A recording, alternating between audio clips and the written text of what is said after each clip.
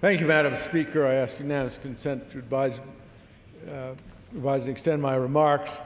And I just want to remind my colleagues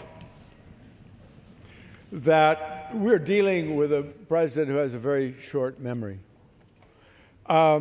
Just 2 days ago, he proclaimed October 1st as Child Health Day 2007. And today, he just trashed that. I don't know what he thought he was doing when he talked about improving the lives of children and preventing and reducing the cost of disease and promoting community health, because he's just following a position that denies 1 million kids the right to health care. So I hope, Mr. President, that you certainly don't proclaim a Protect Congress Day, or we're all in deep trouble.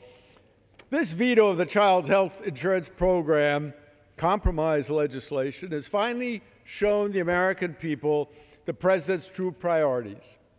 He's a war president, and that's all he cares about is war and more war.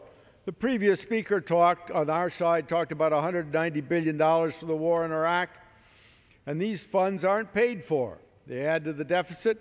In addition to our children having to look around for health care, they're going to have to look around to pay for that illegal war. Simultaneously voting to extend a state child's health insurance program would be a good program. We'd extend health care to nearly 4 million children, and the president's cutting 1 million off. It costs a fraction of his illegal war.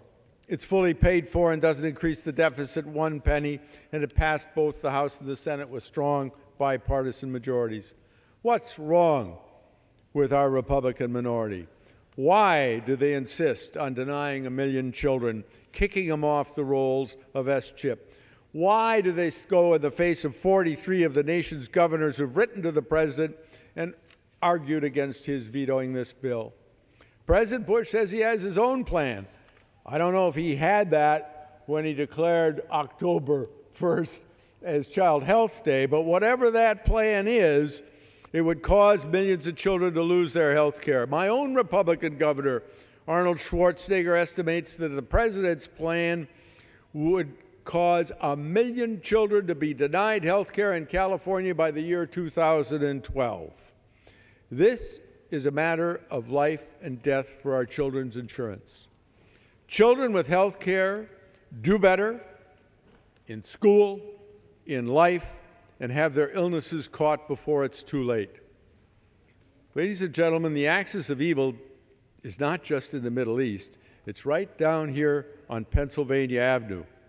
I urge my colleagues to reject the president's veto, have a compromise bill to assure the health of America's children, and make sure that that's put ahead of some obscure, extreme, radical ideology.